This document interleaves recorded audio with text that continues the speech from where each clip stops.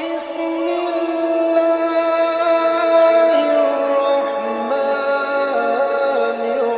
الرحيم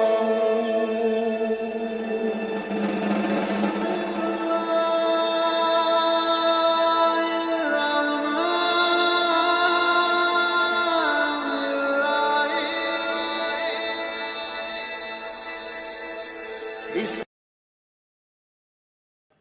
آپ صلی اللہ تعالیٰ علیہ وبارک وسلم نے وحی کے رک جانے کے زمانے کے حالات بیان فرماتے ہوئے کہا کہ ایک روز میں چلا جا رہا تھا کہ اچانک میں نے آسمان کی طرف ایک آواز سنی اور میں نے اپنا سر آسمان کی طرف اٹھایا۔ کیا دیکھتا ہوں کہ وہی فرشتہ جو میرے پاس غار حرا میں آیا تھا وہ آسمان و زمین کے بیچ میں ایک کرسی پر بیٹھا ہوا ہے۔ میں اس سے ڈر گیا اور گھر آنے پر میں نے پھر کمبل اوڑھنے کی خواہش ظاہر کی۔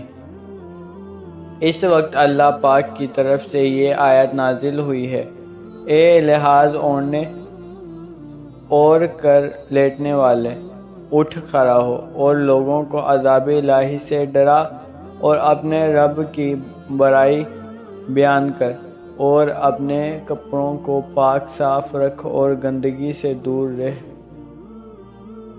اس کے بعد وحی تیزی کے ساتھ پے در پے آنے لگی۔ اس حدیث کو یحییٰ بن بکیر کے علاوہ لیث بن سعد سے عبداللہ بن یوسف اور ابو صالح نے بھی روایت کیا ہے، اور عقیل کے علاوہ زہری سے ہلال بن رواد نے بھی روایت کیا ہے۔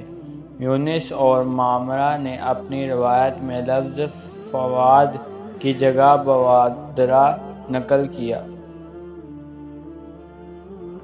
انہوں نے ابن عباس رضی اللہ تعالیٰ عنہ سے کلام الہی لا تحرک بہ لسانک لا تعجل بہ الہ کی تفسیر کے سلسلہ میں سنا کہ رسول اللہ صلی اللہ تعالیٰ علیہ وبارک وسلم نزول قرآن کے وقت بہت سختی محسوس فرمایا کرتے تھے، اور اس کی علامتوں میں سے ایک یہ تھی کہ یاد کرنے کے لیے آپ اپنے ہونٹوں کو ہلاتے تھے۔ ابن عباس رضی اللہ تعالیٰ عنہ نے کہا، میں اپنے ہونٹ ہلاتا ہوں جس طرح آپ ہلاتے تھے۔